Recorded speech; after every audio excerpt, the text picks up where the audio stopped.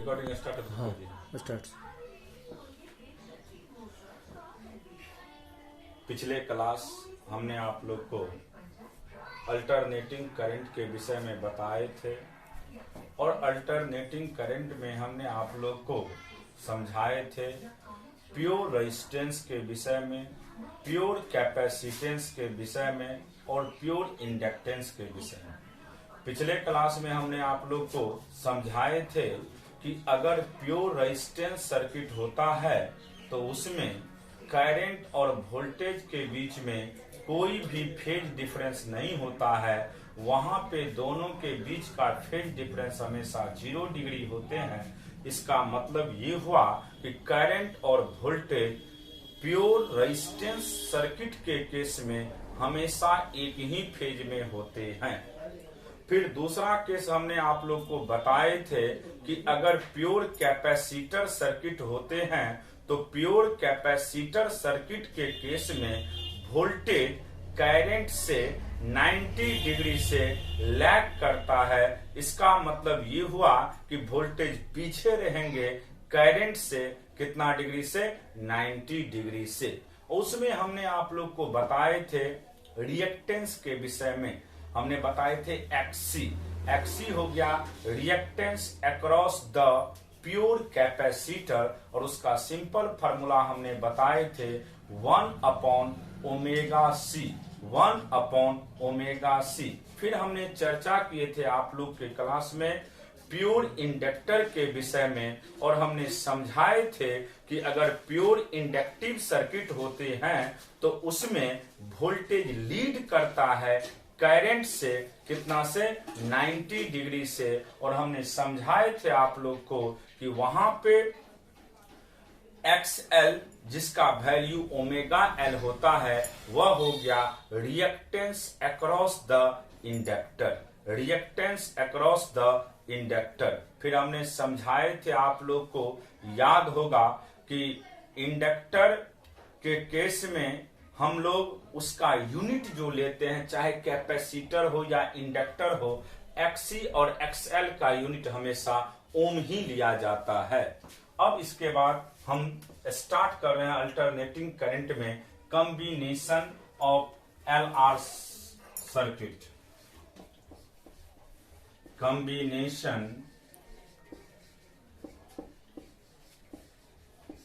Combination of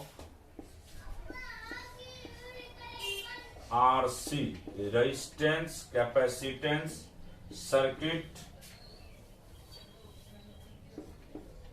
across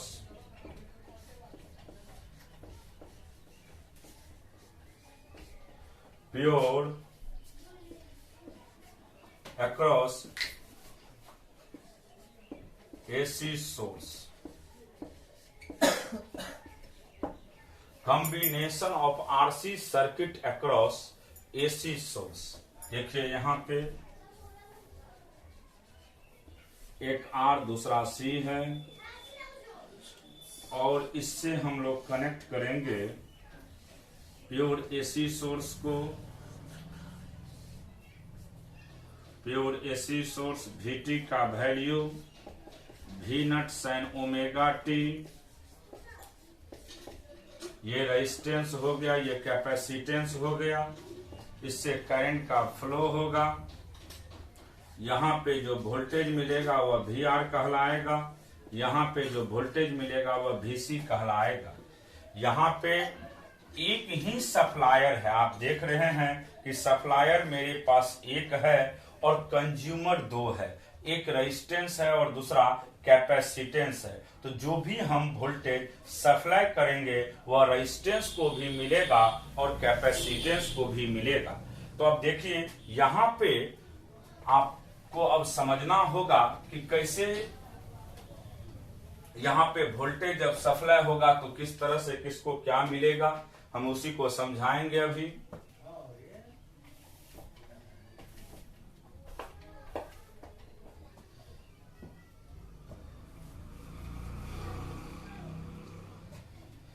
जैसे यहाँ पे VT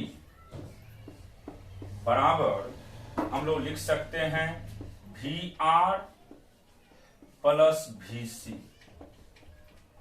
अब देखिए यहां पे ये हो गया वोल्टेज अक्रॉस रेजिस्टेंस और ये हो गया voltage across capacitance.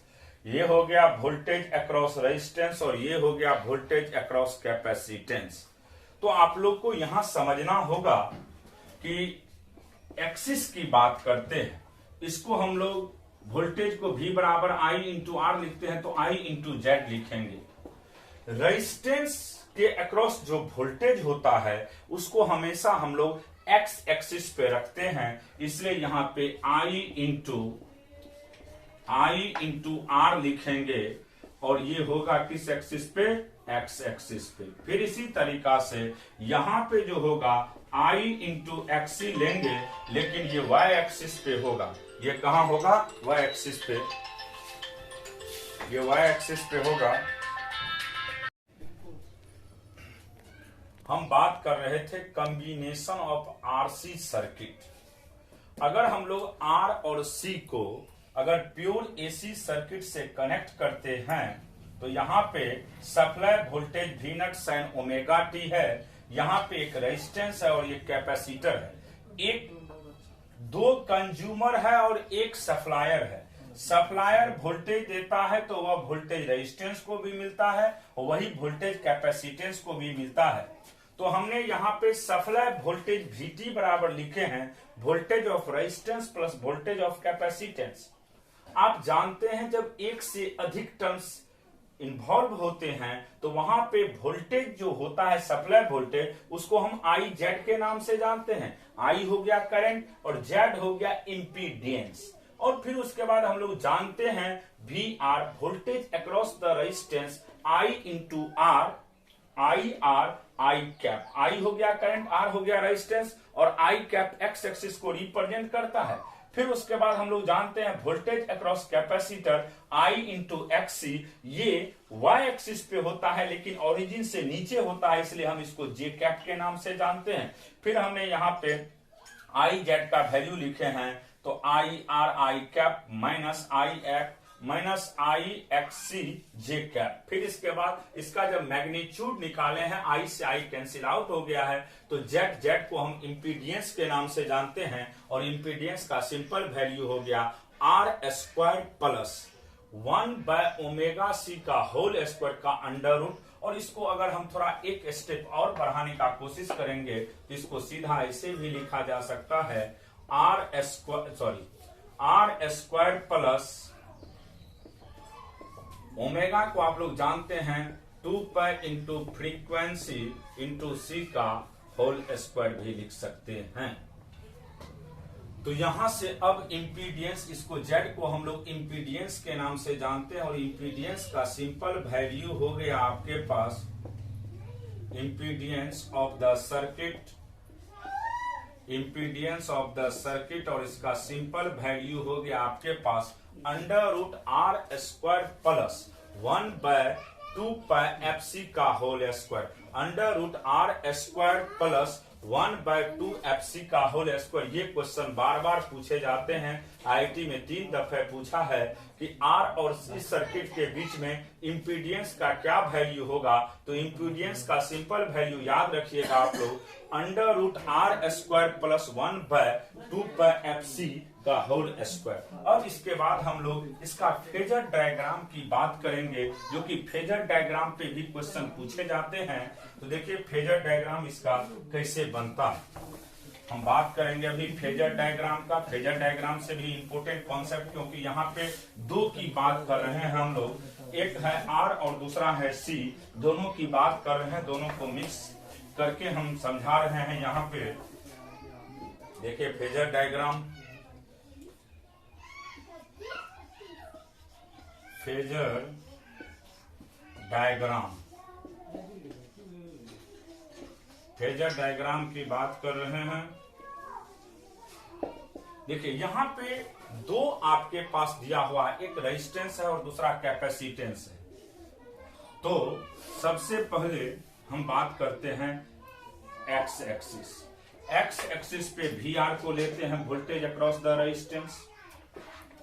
Voltage across the resistance x axis पे हो गया और इधर हम लोग VC को लेते हैं, वोल्टेज अक्रॉस द कैपेसिटर, और यहाँ पे ये जो होगा ये VZ होगा, वोल्टेज या रिजल्टेंट वोल्टेज भी बोल सकते हैं, VZ वोल्टेज अक्रॉस इम्पीडेंस।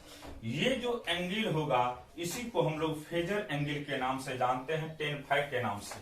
आपको ये भी पता होना चाहिए, ये VZ है, ये रिजल्टेंट है इम्पीडेंस के अक्रॉस, अगर ये VC है तो ये भी VC होगा।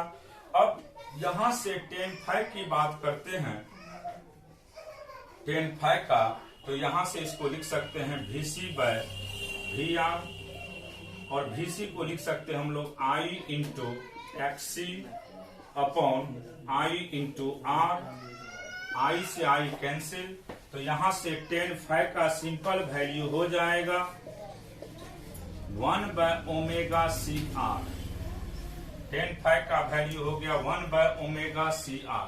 तो आप अभी यहाँ पे समझ चुके हैं कि फेजर एंगल किसके किसके बीच की बात कर रहे हैं, कैपेसिटेंस और रेजिस्टेंस का। तो tan phi का सिंपल वैल्यू हो गया 1 by omega CR, 1 by omega CR। तो ये हो गया आपका फेजर डायग्राम किसके अक्रॉस, तो RC सर्किट के अक्रॉस। ये बहुत इंपॉर्टेंट है, इसका वैल्यू आप देख रहे हैं 90 डिग्री से स्मॉलर होता है। इसका जब भी हम वैल्यू की बात करेंगे, फेजर एंगल की बात कर रहे हैं, तो ये 90 डिग्री से स्मॉलर होता है। तो क्वेश्चन पूछे जाते हैं कि प्योर कैपेसिटर के केस में फेजर एंगल 90 डिग्री था, प्योर इंडक्टर के केस में 90 डिग्री था, लेकिन आपको R और C सर्किट है तो उसमें फेजर एंगल का जो वैल्यू है यानी tan phi का वैल्यू वह 0 डिग्री से लेकर के phi का वैल्यू लेस है कितना से, 90 डिग्री से। ये याद रखिएगा आप लोग, यही पूछा जाता है क्वेश्चन कि कौन ऐसा सर्किट है जिसमें फेजर एंगल का वैल्यू 90 डिग्री से कम होते हैं, ना तो 0 डिग्री होता है ना ही 90 डिग्री होता है। तो उस सर्किट का नाम है RC सर्किट, और RC सर्किट के केस में फेजर एंगल का वैल्यू 0 और 90 के बीच में होते हैं, ना तो 0 डिग्री होता है ना ही 90 डिग्री होता है। अब इसके बाद हम लोग बात करेंगे, इसमें RC सर्किट आप लोग समझ गए हैं। अब इसके बाद है RL सर्किट, हम बात करेंगे RL सर्किट का। RL सर्किट, देखिए RL सर्किट की बात कर रहे हैं, कॉम्बिनेशन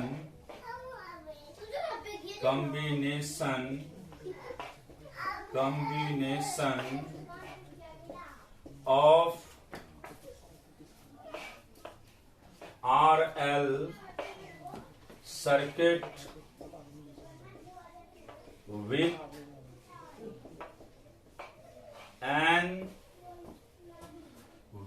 an AC source। हम लोग RL सर्किट को कनेक्ट कर रहे हैं AC सोर्स से।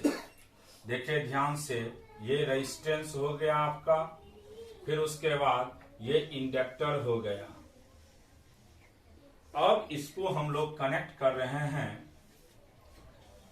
AC सोर्स से, ये AC सोर्स हो गया।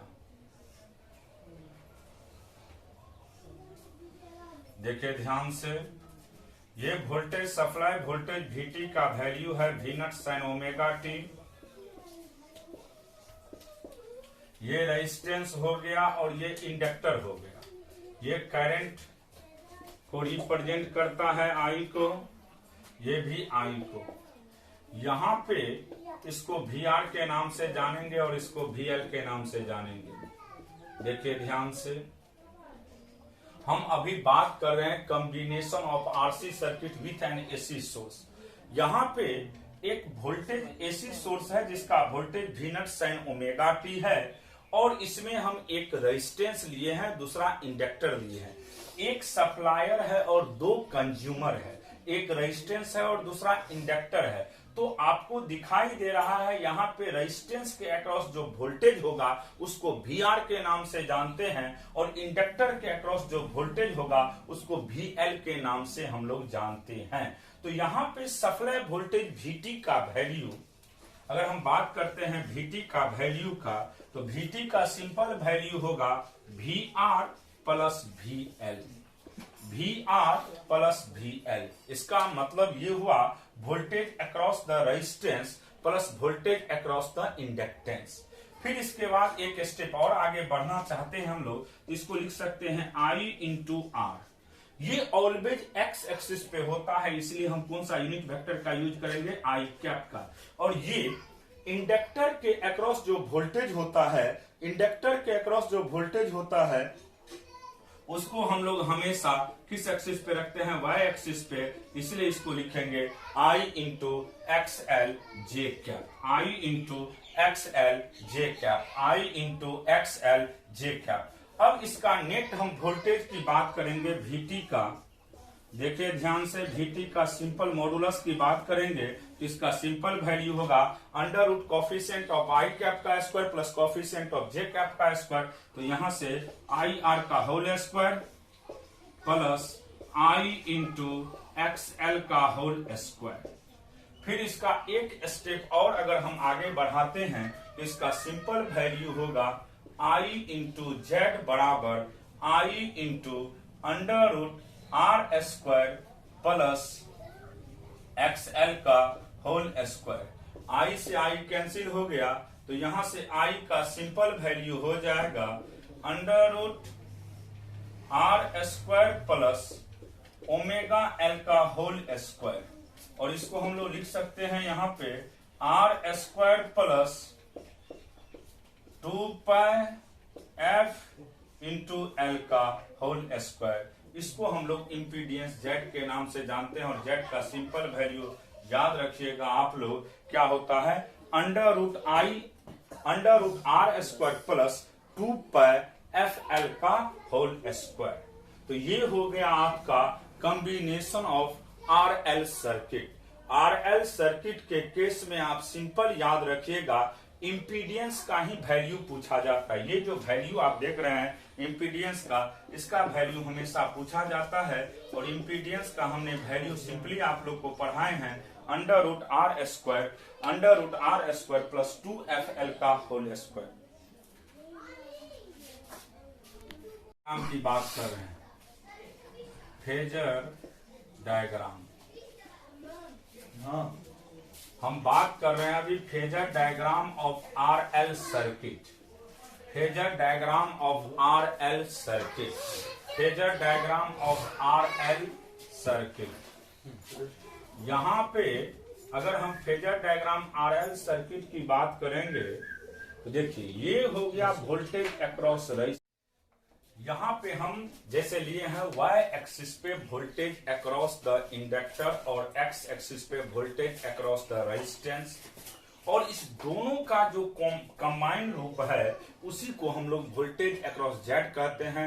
Z का मतलब ये हुआ कंबाइंड वोल्टेज किसके किसके अक्रॉस, तो रेजिस्टेंस और इंडक्टेंस के अक्रॉस। अब देखें यहाँ पे, क्योंकि आप जानते हैं दो जैसे एक इंडक्टर है दूसरा रेजिस्टेंस है, तो इंडक्टर और रेजिस्टेंस का जो रिजल्टेंट होगा, रिजल्टेंट हमेशा 20 से पास करते हैं, और इसीलिए हम यहाँ पे दिखा रहे हैं आप लोग को कि वोल्टेज अक्रॉस इंडक्टर और वोल्टेज अक्रॉस रेजिस्टेंस का जो रिजल्टेंट वैल्यू होगा वह हमेशा 20 से पास कर रहा है, और आप यहाँ पे देख भी रहे हैं।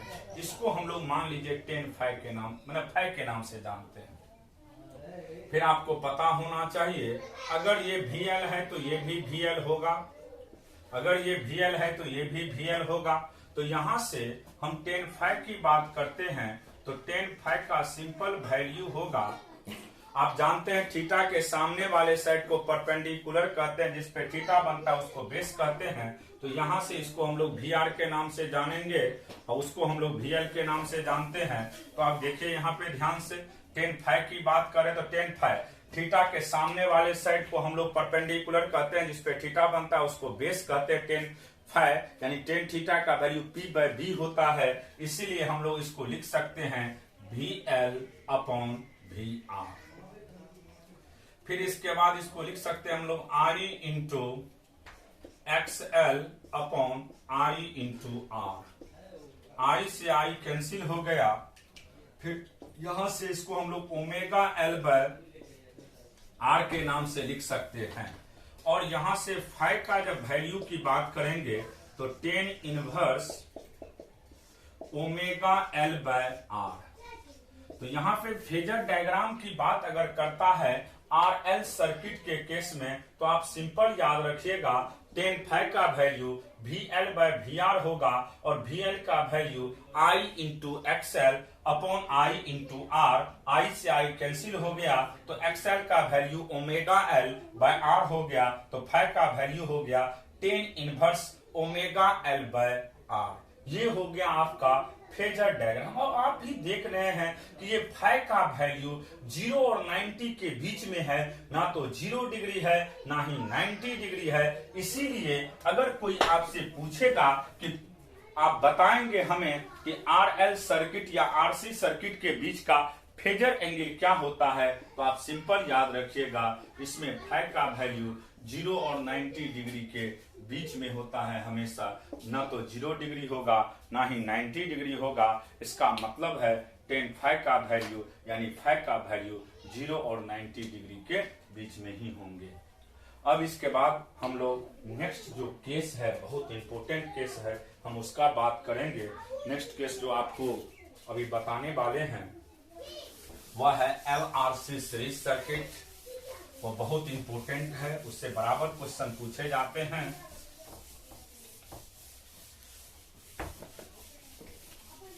देखिए ध्यान से,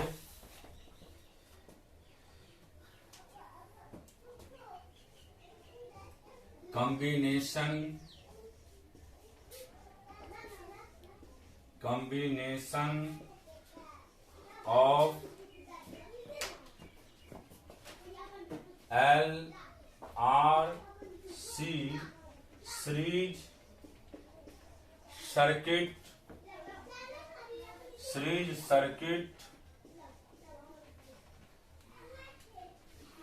with an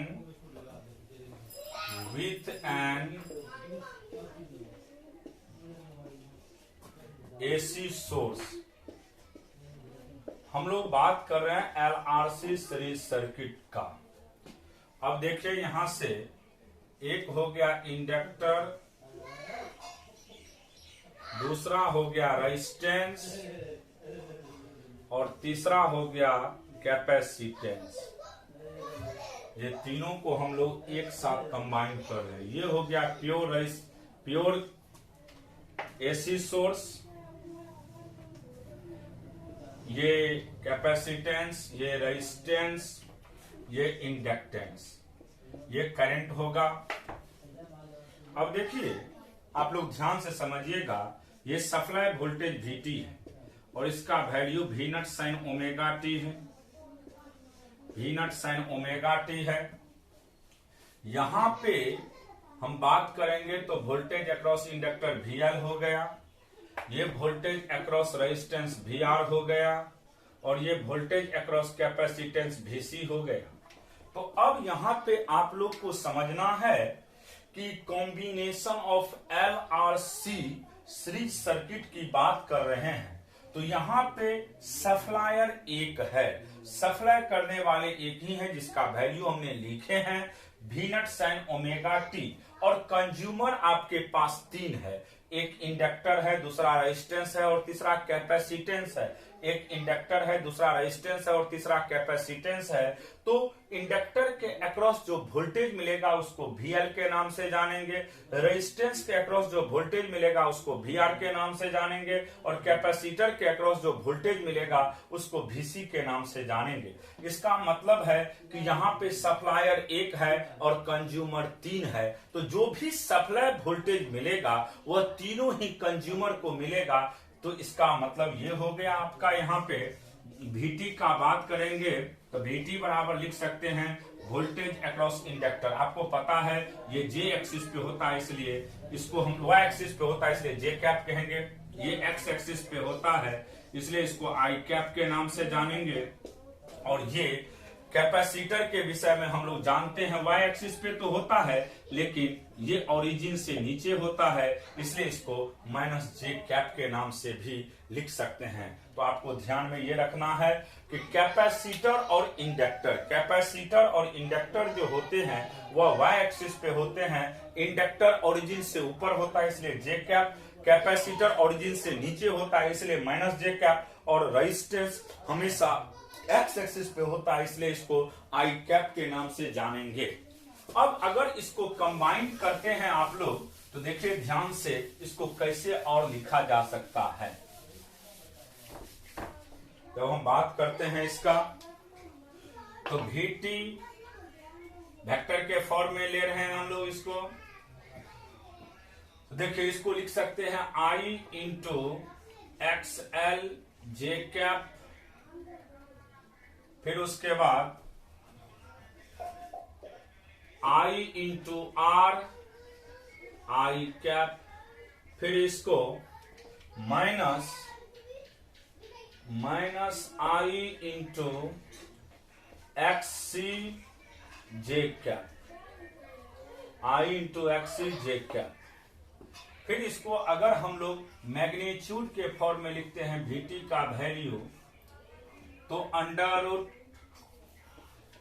मैग्नीट्यूड से पहले एक और स्टेप हम समझाते हैं, I कॉमन ले लीजिए तो इसको लिख सकते हैं XL minus XC J cap plus I into R I cap.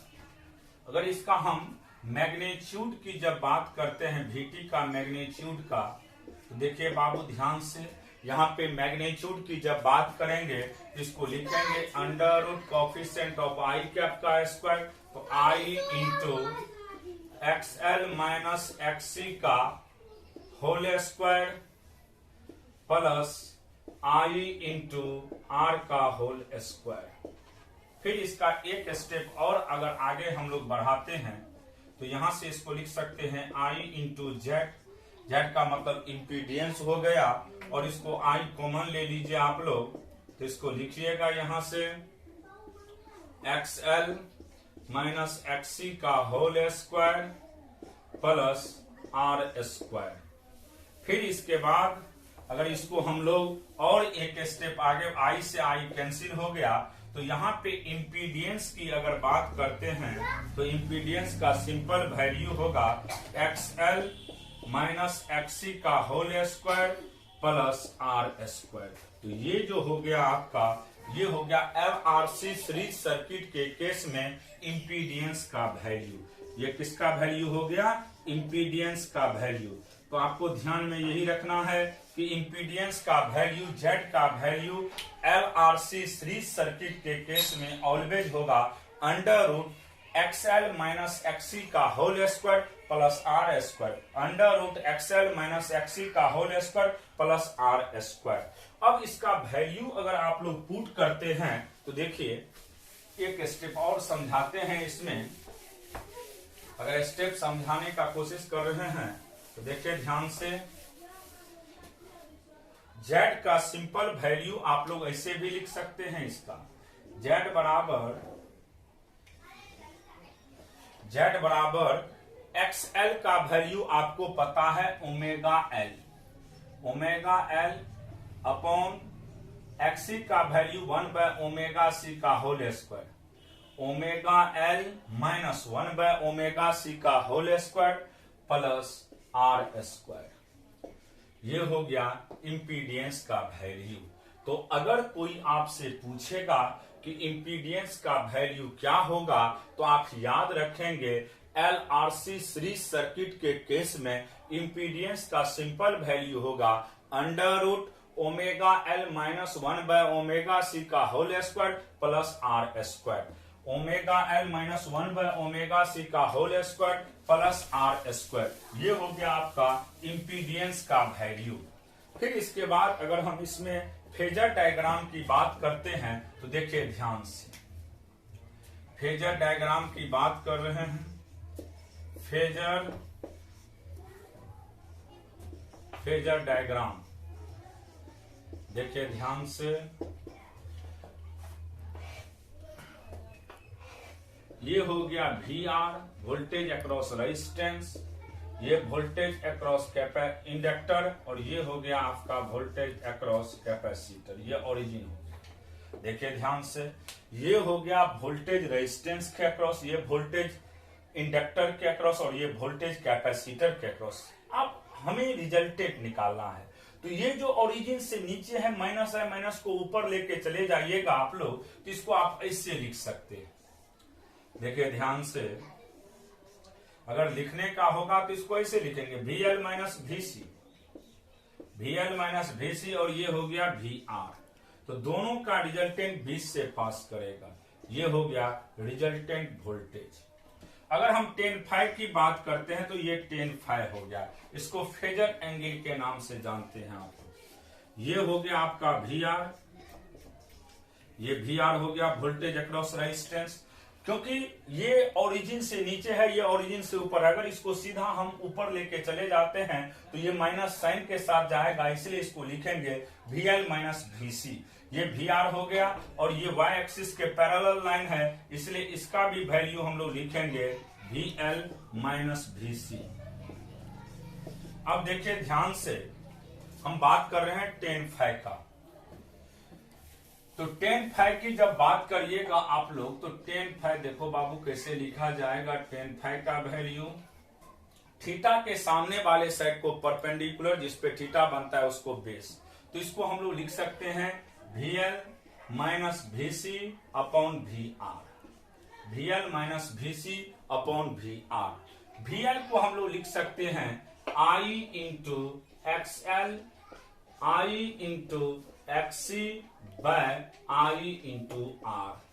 I सभी में कॉमन है, कैंसिल आउट हो जाएगा, तो tan phi का सिंपल वैल्यू हो गया आपके पास XL माइनस XC बाय R।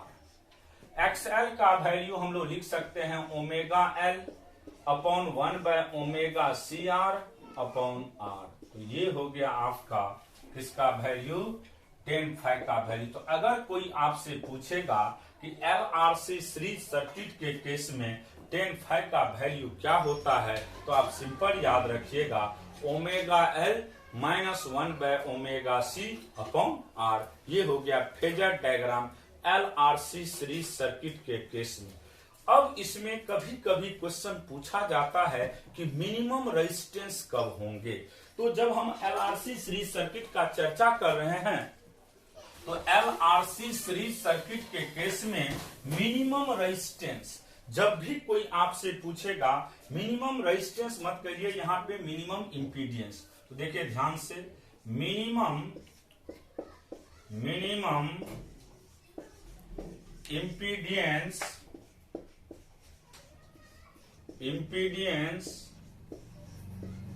is only occurred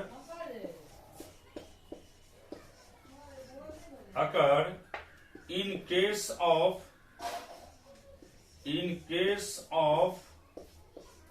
resonance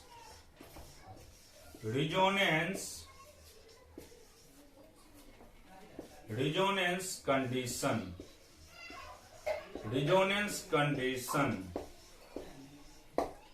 minimum impedance is only occur in case of resonance condition. आपको ध्यान में ये रखना है कि मिनिमम इंपीडेंस तब डेवलप करते हैं जब रिजोनेंस का कंडीशन हो। अब आपके मन में आएगा, जैसे हमने आपको Z का वैल्यू लिखा चुके हैं, तो Z का वैल्यू आप लोग को पता होना चाहिए XL माइनस XC का whole square plus R square, XL minus XC का होल स्क्वायर अब प्लस R स्क्वायर। तो Z मिनिमम तब होंगे जब XL और XC का वैल्यू सेम होता है। Z मिनिमम तब होगा जब XC और XL का वैल्यू क्या होगा बाबू, सेम होगा। तो देखिए रिजोनेंस कंडीशन तब संभव है, रिजोनेंस कंडीशन के कंडीशन तभी होते हैं जब XC बराबर क्या होता है X या XL बराबर XC। रिजोनेंस कंडीशन में आप सिंपल याद रखिएगा XC और XL का वैल्यू क्या होता है, सेम। अगर ये सेम होगा तो इसका वैल्यू ओमेगा एल और इसका वैल्यू 1/ओमेगा सी। देखिए ध्यान से, इसको हम ऐसे भी लिख सकते हैं, ओमेगा स्क्वायर बराबर 1/LC। तो इससे हम ओमेगा का वैल्यू निकालने का कोशिश करेंगे तो 1/√LC हो गया, 1/√LC हो गया ओमेगा का वैल्यू। अब आपको फ्रीक्वेंसी निकालना है, रिजोनेंस फ्रीक्वेंसी। तो ओमेगा बराबर होता है 2π/T, 2π/T और 1/T को फ्रीक्वेंसी कहते हैं और इस फ्रीक्वेंसी को F0 के नाम से जानते हैं और F0 को ही हम रिजोनेंस फ्रीक्वेंसी के नाम से भी जानते हैं। तो F0 का वैल्यू यहां से हो जाएगा आपका ω/2π। तो इसका वैल्यू आपको दिखाई देगा अब यहाँ पे 1/2π√LC। तो कोई आपसे पूछ देगा कि बताइए रिजोनेंस फ्रीक्वेंसी का कितना वैल्यू होता है, तो आप सिंपल याद रखिएगा 1/2π√LC। रिजोनेंस फ्रीक्वेंसी का सिंपल वैल्यू होता है 1/2π√LC, 1/2π√LC।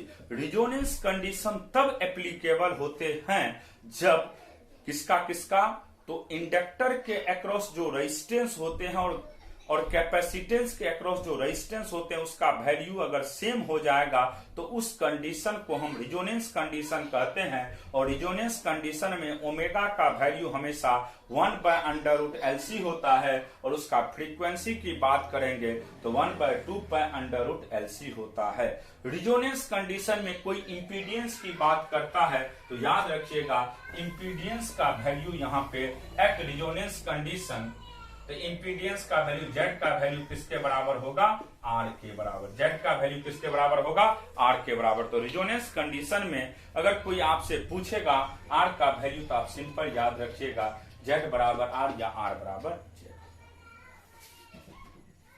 तो ये था LRC।